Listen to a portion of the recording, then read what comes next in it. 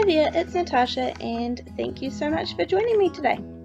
Today we are going to be using this stamp set, this Monsters or Space stamp set, and creating a card.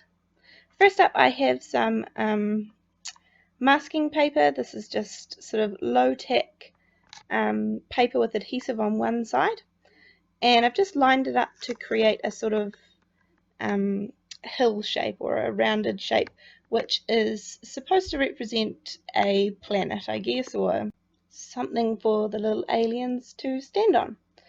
I'm using my Distress Oxide inks, and I think this is the peeled paint color, and I'm just putting on really roughly. Yeah, I'm just trying things out here. This is the salty, is it Salty Ocean, I think?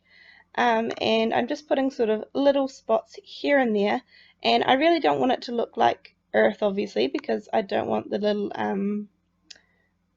aliens to be on Earth. So I'm using some orange or some spice marmalade to sort of, yeah, add a nice orangey tinge. And when you add the orange on top of the green, it sort of becomes not brown but a little bit more muddied, which is perfect for how I want my little planet to be. It just gives it a little bit of interest, I guess, with the different colours. So now this part is the fun part. This is the spiced marmalade, and then I'm using some picked raspberry, and really you can just use any inks that you have. It doesn't have to be Distress Oxide inks at all. These are just what were on my table, and I'm just using all the kind of bright colours in my collection. And there is no rhyme or reason, and I'm going over some of the colours, and then I'm just going to, you'll see with this yellow colour, the fossilized amber, I am just filling in the rest of the white spots. Then I'm going to take, this one is just the normal distress ink, and it's the black soot colour, and I am going over the background to create my night sky. Then I'm using my heat tool to dry it off a little bit, because oxide inks stay wet for a little bit longer because they have they're a cross between a pigment and a dye ink, so they stay wet a little bit longer than normal inks would. And then I'm going back in with my black soot and just getting pretty good coverage, but making sure that you can just see the colors through the black layer. As I said, it looks like a bit of a hot mess, but it gets better, and then you think you've made mistakes and it'll all kind of work out in the end. I'm just using a little bit of water splashing. I just squirted it onto my hand and then splashed it onto my card front, and then using a paper towel to pick it up. And again, you're like, wow, those spots are really really big and really bright, but I'm just going back over with my black soot, so covering them up a little bit and pushing them to the background just slightly more than they were. Then I'm using some white paint. This one happens to be the Dilutions white paint, and then adding a little bit of water on an acrylic block. And I've just picked up a small paintbrush because I want to create some splatters, and the smaller paintbrush that you have, the smaller splatters that it creates, and obviously the bigger paintbrush, the bigger splatters. So I just want tiny little splatters. And FYI, this does go everywhere, all over your craft station. But anyhow, so I'm just putting on quite a few splatters and creating a bit more interest in the background of my little night sky. And as I said, it starts to kind of come together, even though every time you think you've made a mistake when you add a new layer. Speaking of mistakes, when I'm pulling off this masking paper, perhaps because I used a heat tool on it, you can see just there I rip a little bit of the orangey planet, and so I'm just going back over with my ink tool, and it covers it up pretty well. You can't even really see it. So there we go, that's kind of my background done and dusted, and now I'm going to move on to colouring my little aliens.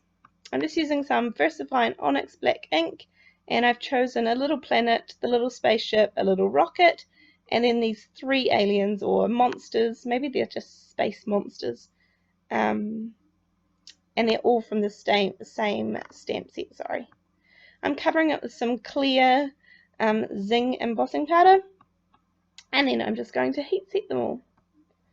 And you can use the VersaFine Onyx black ink as well as to emboss, and it's a pigment ink, so it stays wet long enough that you can add embossing powder onto it.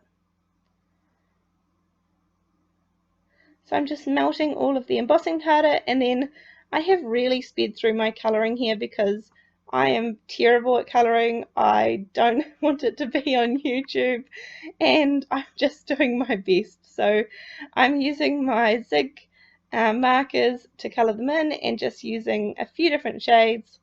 I did do one rocket down the bottom there, and then I realised I didn't like how red and orangey it was, and I wanted a few different colours. So I just use a few different shades, and I have stamped these on Bristol Smooth paper, which just makes it so easy to blend these colours. It really does make it really, really easy. So I'm just using my water brush a little bit to spread out some of that blue ink, and then just going to go really fast through this little spaceship. I used some red there, and then because I watered it down, it kind of became a little bit pink looking, so I'll fix that up in a little bit. And I didn't really have a colour scheme for the card. I was sort of just going for bright, fun colours. Yeah, I didn't mind too much what colours I was using. And then from here I have fussy cut all of the images out, and I'm just using a black marker to go around the outside of all the images so that you can't see any of my cutting mistakes or anything like that when I was fussy cutting them out. So you can see I've coloured in my little monsters or aliens and my 3 other little bits and pieces. I'm going to stamp and emboss a sentiment. This is my EK Success powder tool, and I've put heaps on there so that hopefully I don't end up getting any embossing powder sticking where it's not meant to.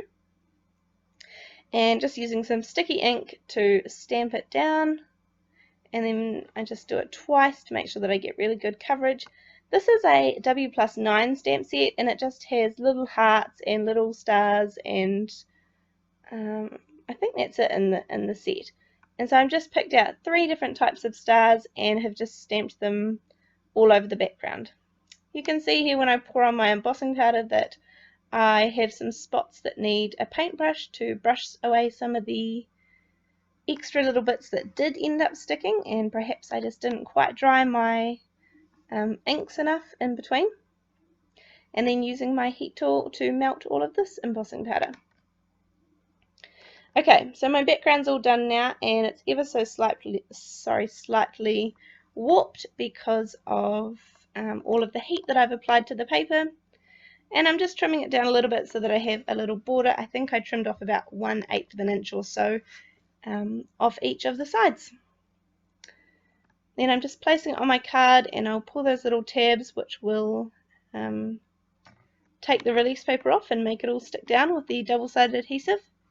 And then place all my little rockets and planets. I'm using some foam squares for the little monsters, and these foam squares are from AliExpress, and they're brilliant, and I'll be buying them again. For the products that I purchased from AliExpress, I'll have the links below in the description box. I've put all the little planets and things up on foam tape too, and this is a black glaze jelly roll pen that I'm just adding the eyes and the teeth and some of the mouth features to make them nice and dark and stand out. And then I'm just going to do some quick little dots in the background just as another added little feature. I hope you enjoyed this card today. I had lots of fun making it, and I will see you next time. Thanks so much. See you. Bye.